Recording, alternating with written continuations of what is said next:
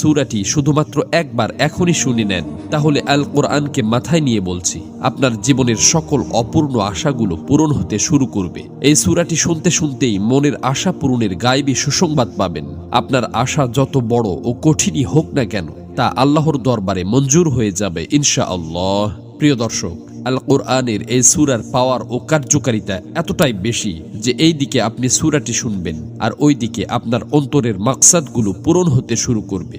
দীর্ঘদিন থেকে আটকে থাকা কাজগুলো সঠিকভাবে সম্পন্ন হবে। আপনার আশা পূরণের পথে সকল বাধা ও প্রতিবন্ধকতা দূর হয়ে যাবে ইনশাআল্লাহ। আপনার অশান্ত হৃদয় শান্তিতে ভরে উঠবে। আপনি মানসিক শক্তিতে বলীয়ান হতে শুরু করবেন।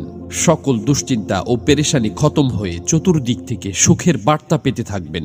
আপনার কাছে অফুরন্ত রিজিকের ভান্ডার এমনভাবে আসতে থাকবে যে চোখের পলকে আপনার জীবনের সকল অভাব অনটন মুছে যাবে। সুবহানাল্লাহ। প্রিয় দর্শক, সূরাটি আপনাদেরকে শুধুমাত্র মনোযোগ দিয়ে প্রথম থেকে শেষ পর্যন্ত শুনতে হবে, কেননা যে কোনো আমলের ফলাফল তার শেষ পরিণতির ওপর নির্ভর করে। এজন্য আপনি যদি মহান আল্লাহর এই সূরাটি পরিপূর্ণ না শুনেই চলে যান, তাহলে আপনাদের কোনো কাজই বাস্তবায়ন হবে না, বরং যে আশাগুলো পূরণ হতে যাচ্ছিল তা আবার বিগড়ে যাবে। এজন্য অনুরোধ করছি মহান কোরআনের এই সূরাটি কেবলমাত্র একবার মন থেকে শেষ পর্যন্ত শোনার জন্য।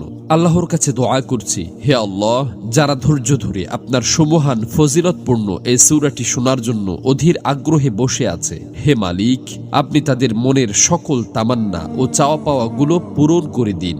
আমিন। কমেন্ট বক্সে আপনিও আমিন লিখে দোয়াতে শরীক থাকুন, কেননা কে জানে যে কার দোয়া কখন কবুল হয়ে যায়। তো চলুন সূরাটি শুনে নেওয়া যাক।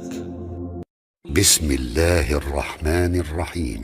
أتى أمر الله فلا تستعجلوه سبحانه وتعالى عما يشركون ينزل الملائكة بالروح من أمره على من يشاء من عباده أن